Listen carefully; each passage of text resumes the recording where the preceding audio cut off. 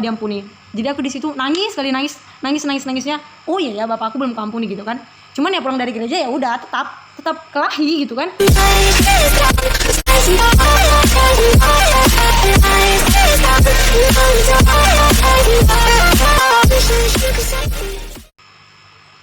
Saat aku bisa mengampuninya adalah dimana detik-detik terakhir hidupnya.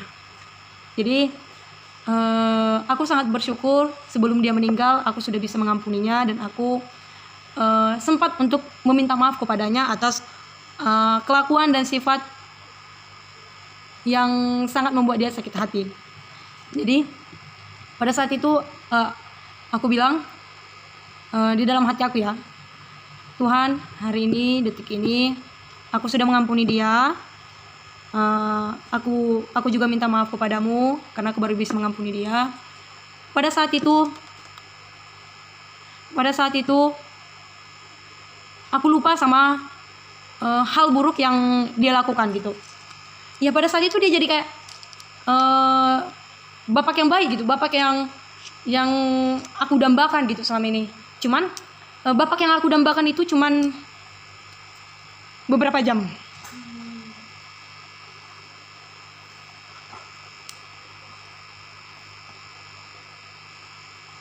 Padahal tadi bilang.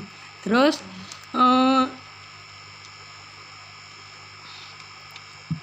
yang paling aku ingat itu sebelum almarhum meninggal,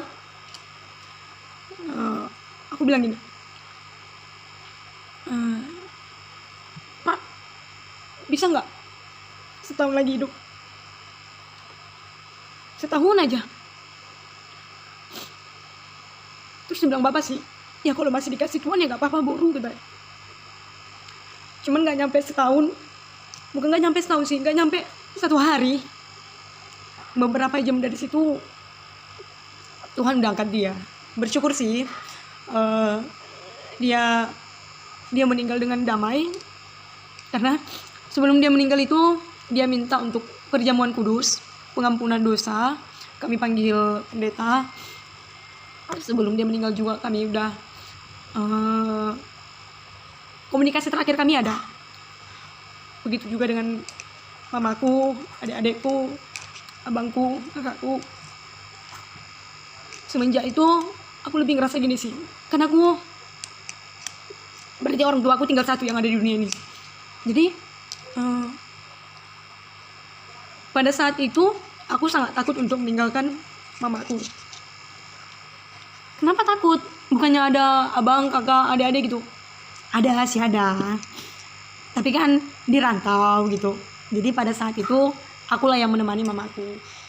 Jadi ada sih kecewanya gitu kan. Kayak ganti-gantian kayak ngejaga gitu. Cuman mungkin akulah dipilih Tuhan buat ngejaga mamaku. Jadi setiap aku ninggalin mama aku, kayak takut aja. Gak bisa kepikiran kalau aku kehilangan mamaku juga.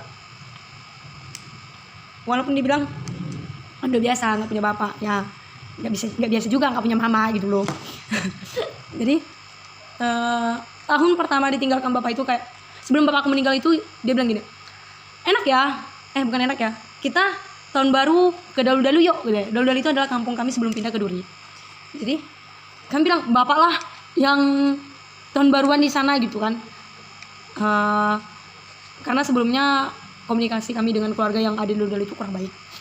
Jadi emang benar sih kenyataan, bapakku tahun baruan di Dalu-Dalu karena dikuburnya di Dalu-Dalu, dan kami juga ke Dalu-Dalu kan ujung-ujungnya kami pindah ke Dalu-Dalu.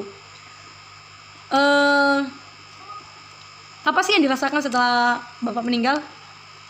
Kerasa sih kalau kita nggak punya bapak itu, dari yang 100% kita berharga di mata orang turunlah jadi 90%. Karena kalau kita ngelawan pun kita mau bawa siapa? Mau bawa mama awak kayak takut ya kan, kayak lebih kuat awak gitu kan. Kalau kayak kita bawa bapak kita kan kayak oh ada bapaknya gitu. Gimana dengan ekonomi keluarga? Sudah pasti sangat menurun. Tapi puji Tuhannya, Tuhan masih berikan rezeki kepada kami sampai aku bisa pada tahap di sini. Kenapa sebelum almarhum meninggal itu aku benci, nggak suka, ya karena itu dia kan main judi. Kalau orang udah mendarah daging judi itu, apapun bakal ditaruhkan, kayak ya surat tanah lah, apalah gitu. Jadi almarhum meninggal itu kami memang nggak punya apa-apa, bahkan rumah pun kami nggak punya. Kami cuma punya ya yang barang berharga itu paling kulkas, TV, motor, baju-baju kami, ya diri kami gitu. Jadi bangganya aku sama bapakku adalah ketika waktu kecil aku dididik sangat keras, jadi aku tumbuh bisa lebih mandiri daripada teman-teman yang lain. Bukan aku bilang bisa tumbuh lebih keras, enggak, cuman ya keras lah sedikit gitu kan, karena hidup ini memang keras gitu. Terus beruntungnya pada saat almarhum masih hidup itu dia mempunyai hubungan sosial enggak ya, berteman tapi baik gitu, cuman temannya nggak baik. Gimana ya cara bilangnya, dia banyak teman lah gitu. Jadi setiap kita pergi gitu ketemu temannya, ya kayak udah mampir aja dulu di sini gitu. Misalnya kita tersesat di tempat temannya gitu kan, setidaknya kita bisa berhenti dulu di tempat dia, nanya-nanya jalan gitu, daripada kayak orang bodoh gitu kan. Bersyukur juga setelah almarhum meninggal, bukan maksudnya aku kebanyakan bersyukur ya bapakku meninggal, enggak, cuman ya bersyukur dalam segala hal.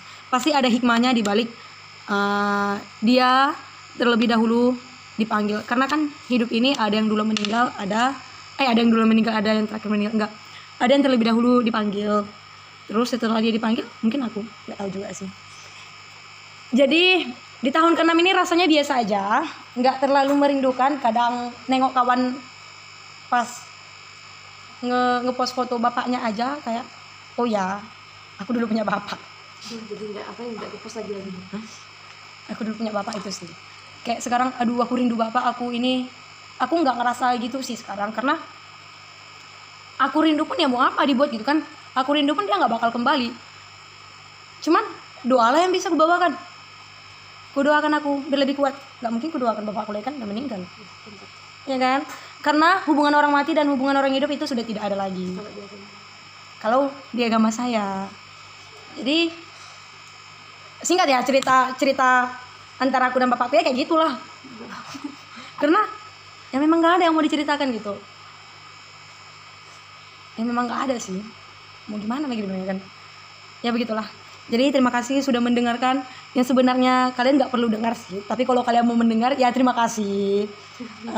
Buat teman-teman yang di luar, yang keluarganya masih lengkap, yang bapaknya masih ada, mamanya masih ada, yuk lebih menghargai mereka, lebih menghormati mereka, memiliki quality time dengan mereka. Karena kita nggak tahu loh kapan kita dipanggil atau mereka dipanggil. Karena kan itu sesuka Tuhan kita. Soalnya dia menciptakan kita ya kan. Bisa dalam sekejap mata orang yang tadi kita sapa tiba-tiba udah pergi. Jadi kita nggak tahu apa yang terjadi. Buat teman-teman yang di luar sana yang hubungannya dengan keluarganya tidak baik, saran saya berdamai dulu dengan diri sendiri, minta ampun sama Tuhan, tapi jangan suka minta ampun tapi tidak bisa mengampuni. Setelah kamu minta ampun, minta kekuatan agar kamu bisa mengampuni. Jadi ya segitu dulu, dadah.